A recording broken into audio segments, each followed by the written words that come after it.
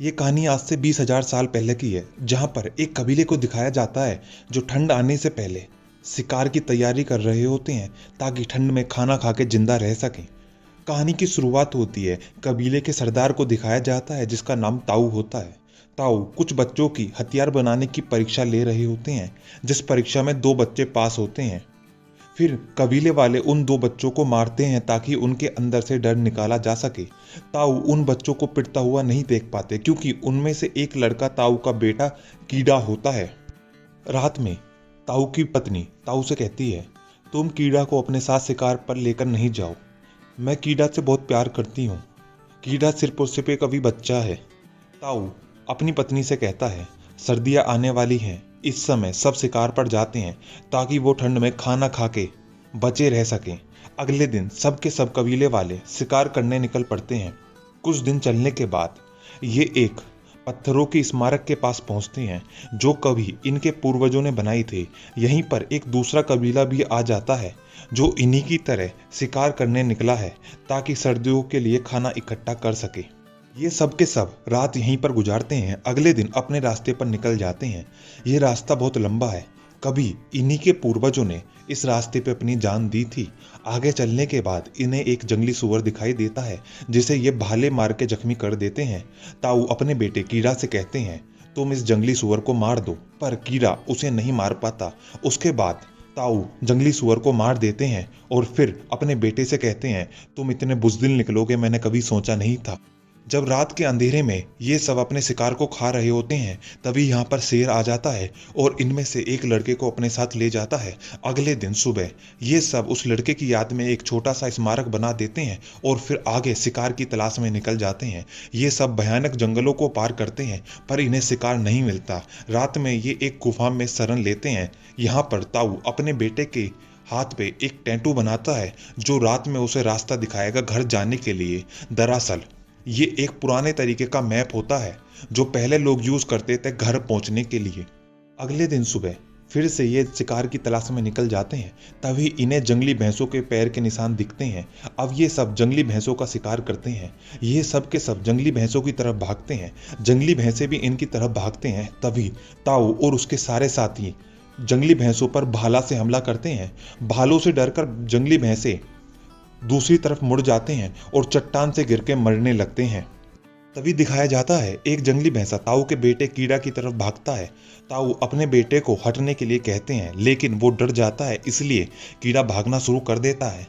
वो भैंसा कीड़ा को सींग में अटका लेता है और खाई की तरफ भागना शुरू कर देता है। कीड़ा के पिता ताऊ अपने बेटे को बचाने के लिए भैंसे की तरफ एक भाला फेंकते हैं। हालांकि वो भाला भैंसे को लग भी जाता है पर तब तक कीड़ा को वो भैंसा चट्टान से नीचे फेंक देता है।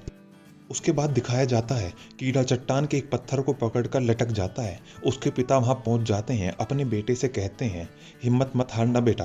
तभी वो पत्थर टूट जाता है जिससे पकड़कर कीड़ा लटका हुआ होता है। कीड़ा चट्टानों से टकराता हुआ एक चट्टान पर गिर जाता है। कीड़ा के पिता उसे बचाने के लिए जाना चाहते हैं पर कबीले वाले उन्हें रोक लेते हैं और कहते हैं कि तुम्हारा बेटा मर चुका है, तुम हमारे सरदार और तुम्हारी जिम्मेदारी है हमारी रक्षा करना और हम सबको वापस घर लेके जाना। अगले दिन ताऊ और उनके सारे साथी अपना शिकार लेकर कीड़ा की याद में एक छोटा स्मारक बनाकर वहां से चले जाते हैं। कुछ समय के बाद एक गिद्ध कीड़ा को खाने लगता है पर तभी कीड़ा होश में आ जाता है। कीड़ा चट्टान से उतरने की कोशिश करता है पर उतर नहीं पाता। थोड़े टाइम के बाद वहां पे बारिश होने लगती है, नीचे पानी भर जाता है।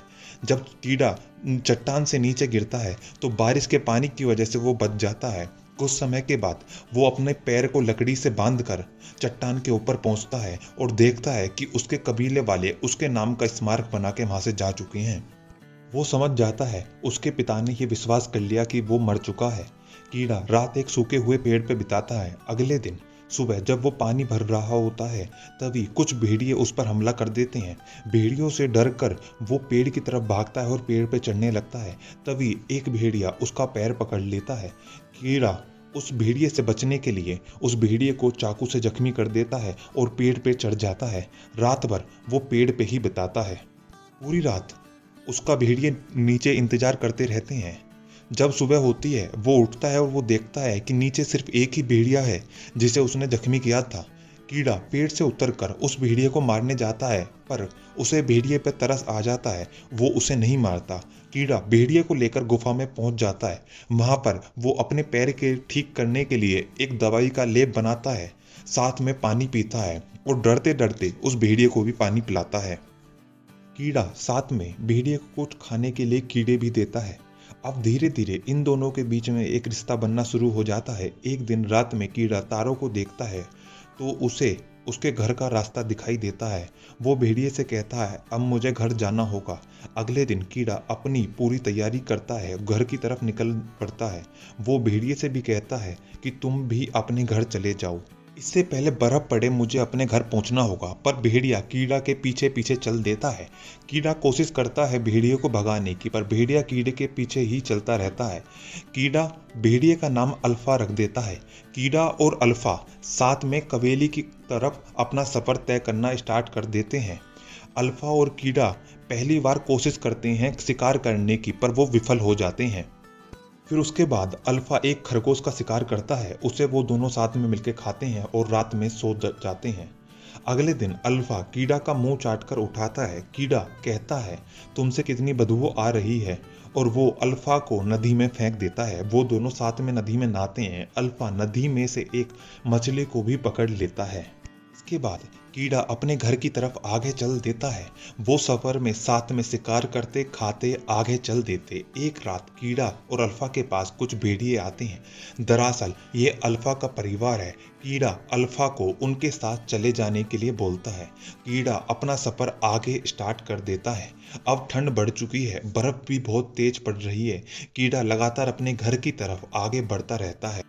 कीड़ा एक दिन देखता है कुछ भेड़िए अपना शिकार खा रहे हैं, उनमें से एक अल्फा भी होता है। कीड़ा अल्फा को आवाज लगाता है, साथ में उसकी तरफ भागने लगता है, लेकिन तभी झील की बर्फ टूट जाती है और कीड़ा पानी के अंदर गिर जाता है। अल्फा बहुत कोशिश करता है कीड़ा को बचाने की, लेकिन तभी कीड़ा अपने चाकू से बर्फ को तोड़ के पानी से बच जाता है।